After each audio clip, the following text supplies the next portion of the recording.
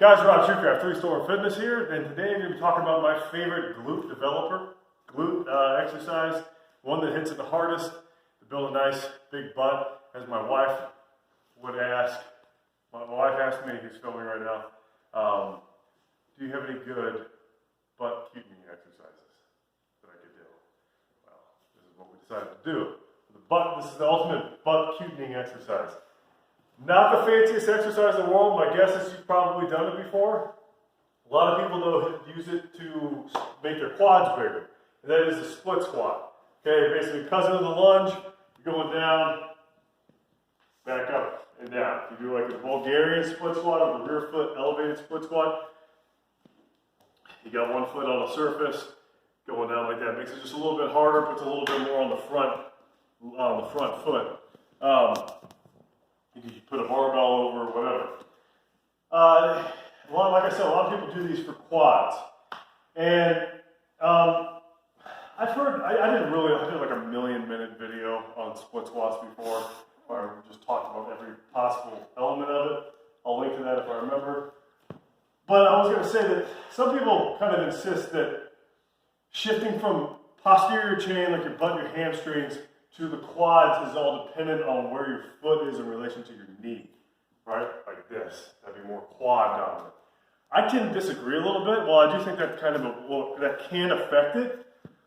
I think what seems to be a bigger hitter for myself, more of an indicator for myself and for folks I've trained, is where the hip angle, how you're hinged at the hips.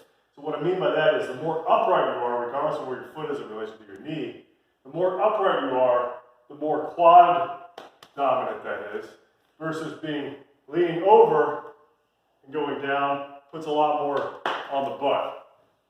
I think it's just because you're hinged that way, so that you're starting to recruit those muscles as is. When you go down, you're automatically driving through. Of course, keeping your heel on the floor. If you want to learn more about that form, watch my other video or any other video on the Bulgarian split squat.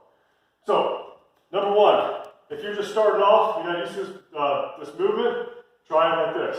Going down, hinge the hips forward. Again, you're not going like this. You're not like bending at the back. You're hinging your hips forward. You're bowing. You're going down. If you want to come down so your chest touches your knee, that's totally fine. I don't really care.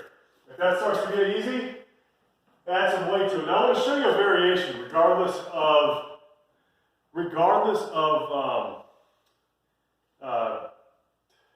whether you're doing a Bulgarian version, rear foot elevated, or just straight on the ground. And that's this. My buddy Josh, who owns at Fit Culture, I've done videos in the gym, my new gym I've been training in.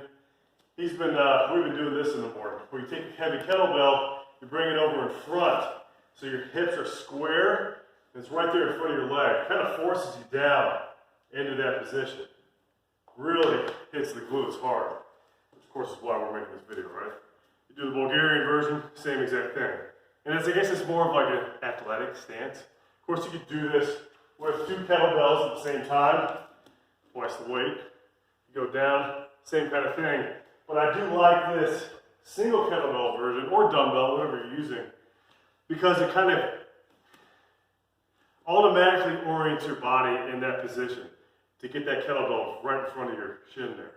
You go down, you're already kind of forces you to do that forward hip hinge movement.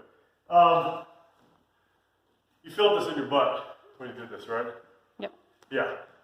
I'm not saying this is the best butt exercise in the world. I'm just saying that of all the butt exercises I've had people do, this is the one where somebody will text me the next day and be like, holy crap, I can't sit down, my butt hurts so freaking bad. Now, you might like some regular squats, you might like glute bridges or hip thrusters, you might like hip extensions from like a GHD. All those are awesome exercises. Reverse hypers, whatever. They all hit the butt, it's all good stuff. These are just ones that I've found over my last 5 years of training people tend to hit the butt the hardest. Let me just show you one little extra bonus here.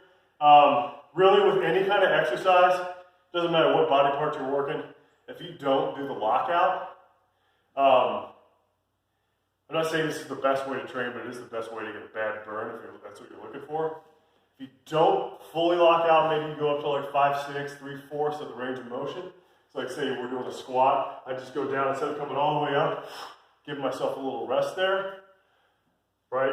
I just go up like this. And the lockout halfway works great for like leg presses. But if you're trying to hit the butt, do the same thing. I would go down part way, come up just almost there, but I keep that tension right on there. I don't relax.